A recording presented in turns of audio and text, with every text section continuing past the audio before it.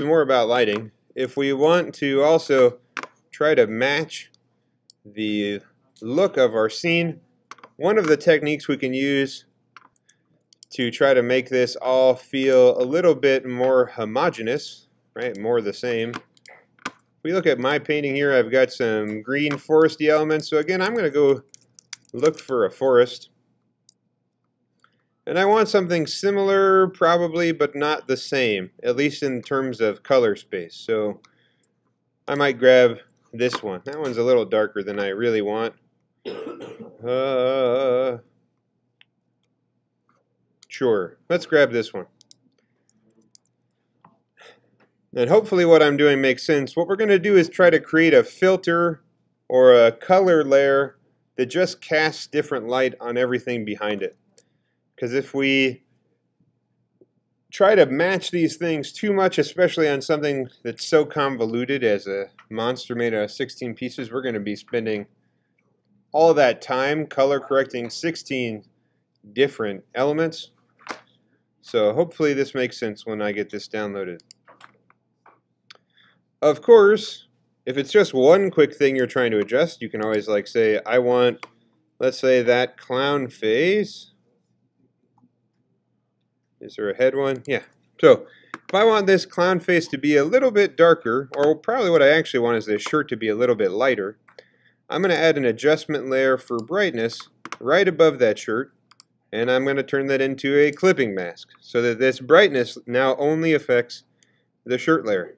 I can bring up the brightness of the shirt to make it more in line with the rest of my elements. Right? So if I only have one thing I need to adjust, that's the short fix, right? Just as same way we can adjust contrast to try to make these things seem more homogeneous. But what I want to do is to create a lighting effect. So I'm going to go in, grab this picture of the woods,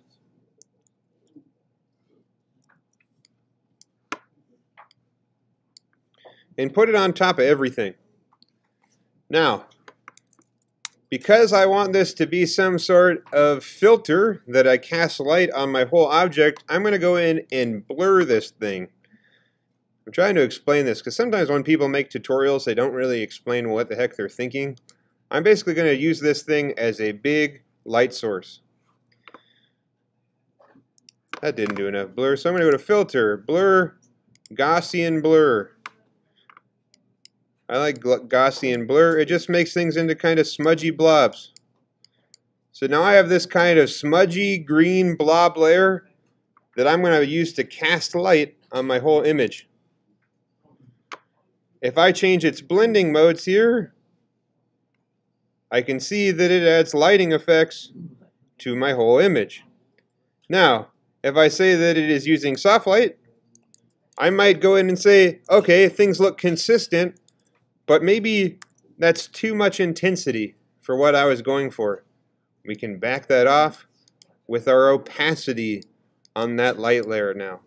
But by having a big green smudge that kind of feels like the setting, we can light everything really quickly with one filter layer.